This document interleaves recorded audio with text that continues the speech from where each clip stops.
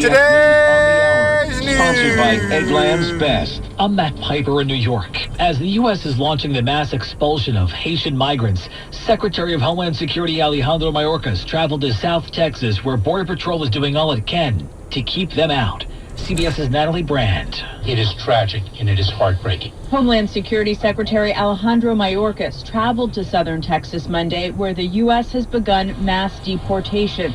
On Sunday, more than 300 Haitians, including families, were flown back. We have reiterated that our borders are not open and people should not make the dangerous journey. DHS is planning more flights this week, but officials on the ground say they want the federal government to do more. Stocks had their biggest drop since May, the Dow losing nearly 2%, the Nasdaq losing just above 2%.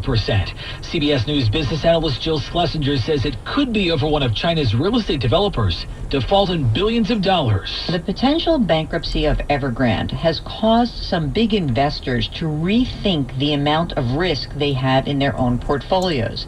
Now, with the U.S. stock market up 18% year-to-date through the Friday close, many decided the Evergrande fiasco was a good time to actually take some profits and wait to see what happens next. It's a key step toward beginning vaccination for youngsters. Pfizer says its COVID-19 vaccine works for children ages 5 to 11 and that it will seek U.S. authorization for the age group soon. CBS News medical contributor Dr. David Agus. These are steps forward in the war on COVID-19 to be able to vaccinate a significant portion of the population who has yet been eligible. Federal investigators have been at the Florida home of the man whose fiance's body was likely discovered in Wyoming yesterday. CBS's Jerika Duncan is in Northport in Sarasota County. Law enforcement towed Brian Laundrie's Mustang away from the family home in Florida this afternoon. This morning, CBS News cameras captured his father getting something from the car shortly before at least a dozen police officers and FBI agents raided the house.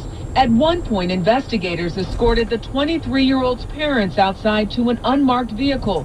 Then they went back inside. General Motors is working on a fix for its recalled electric car. CBS's Steve Futterman. If you own a Chevrolet Bolt, you could start getting replacement battery cells starting next month. GM has recalled tens of thousands of Bolts due to fire risks. The recalls began last November, but the automaker was slow in coming up with a fix. A software tweak was announced in May, then another recall took place 2 months later. GM has recommended drivers not charge Bolts to more than 90%. This is CBS News. Well, that's today's news. Today's news.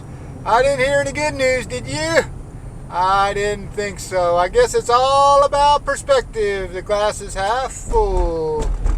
Well, as always, I want to thank you again for coming along with me all the way out in Moraga and joining me on these dash cam news adventures. You know the drill. Peace, love, and all that hippie jazz. Bye-bye, everybody.